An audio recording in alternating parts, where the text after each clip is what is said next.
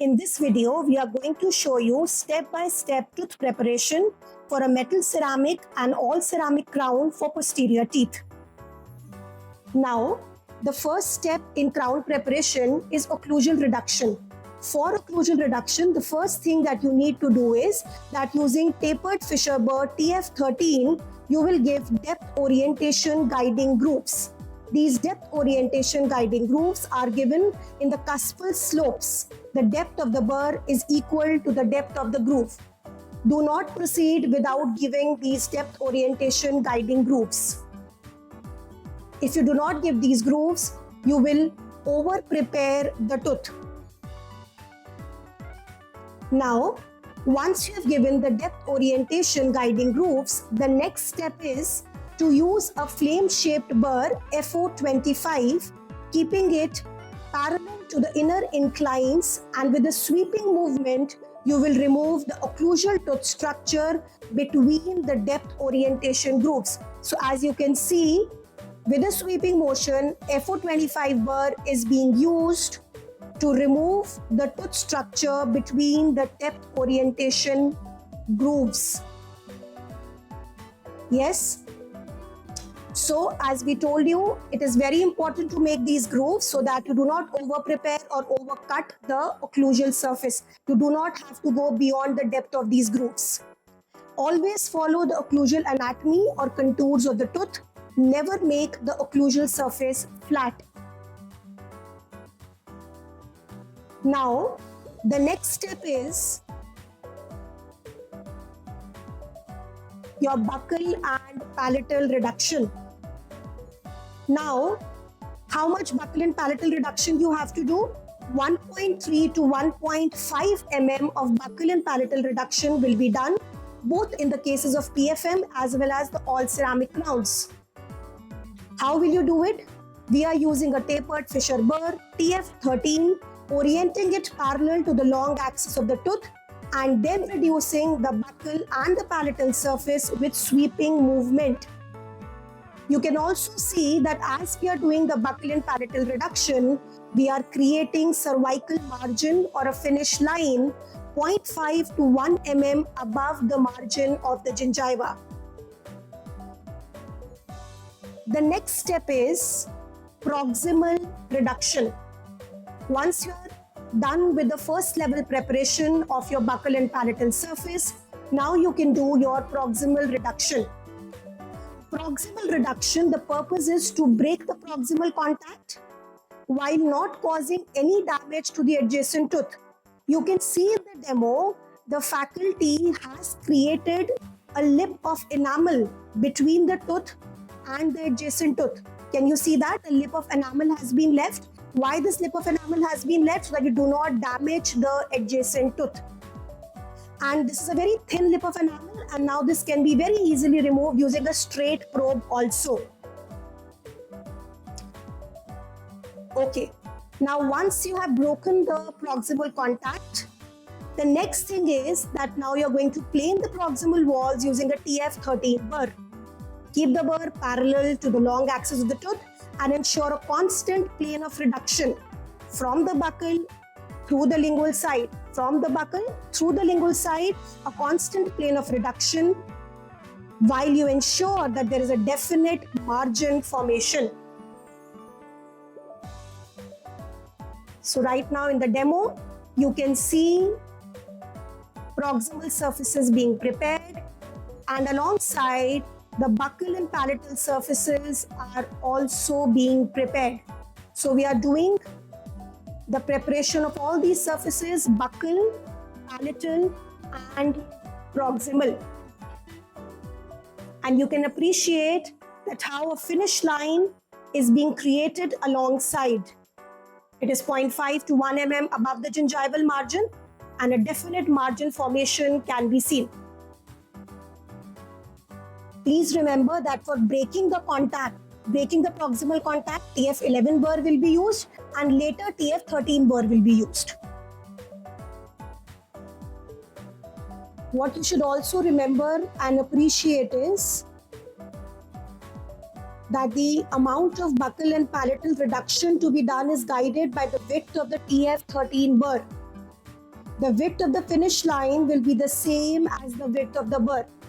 So you don't need to measure 1.3 mm, 1.5 mm, using a probe or a scale. What you just need to see is that the width of the finish line has to be the same as the width of the burr, and the burr that we are using is a TF13 burr. The step that you can see here now is a bevel being given on the palatal cusp of the maxillary posterior tooth.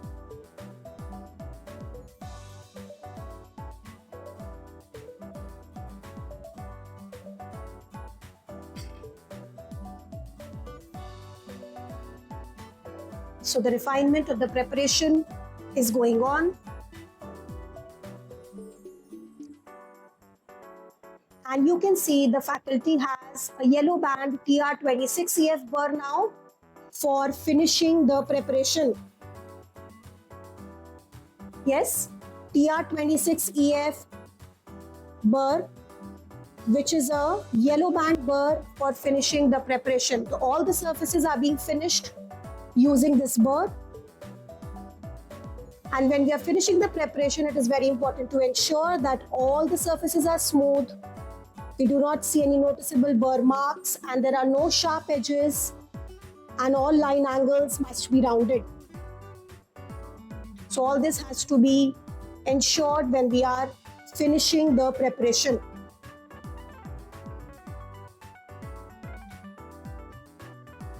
Carefully see the two-level reduction on buccal surface and the functional bevel on the palatal cusps.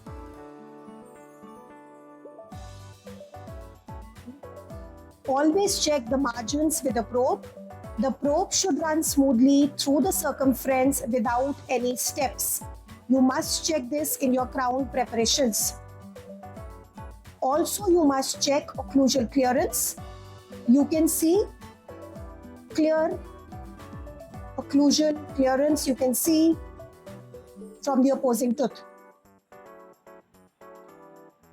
Now let us do a recap of the burrs that we have used. First, we have used a TF13 burr, tapered Fisher burr TF13, for giving depth orientation, guiding grooves on the occlusal surface.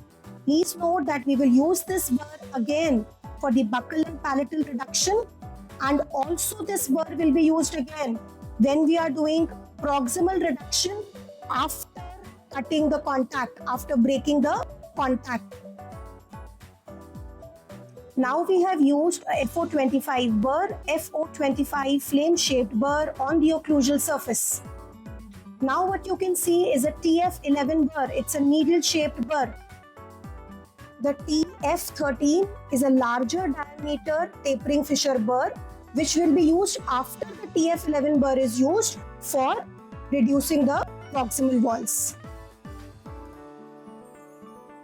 So TF11 burr will be used for breaking the contact, and after that the TF13 burr will be used for further proximal reduction. Now the burr that you can see is a yellow band TR26EF burr that is used for finishing of all surfaces of the tooth. The yellow band TR26EF burr. Now the burr that you can see here is a tapering Fisher burr. Can you see the natural taper that the faculty was trying to show you? The TF13 burr is used for giving a shoulder finish line. Angle, a sharp 90-degree angle that needs to be formed, and that is why you need a TF13 burr in that case. So shoulder finish lines, the axial wall meets the finish line at a right angle. Now, what you can also appreciate is that for giving a heavy chamfer, clinically for giving a heavy chamfer and for giving a shoulder finish line, you can use a TF13 burr.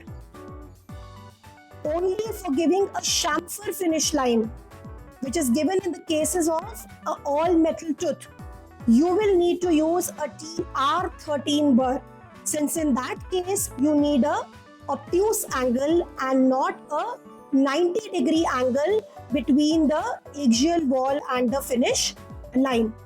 So what you're seeing right now, the faculty is showing you use of a TF13 burr for giving a heavy chamfer or a shoulder finish line.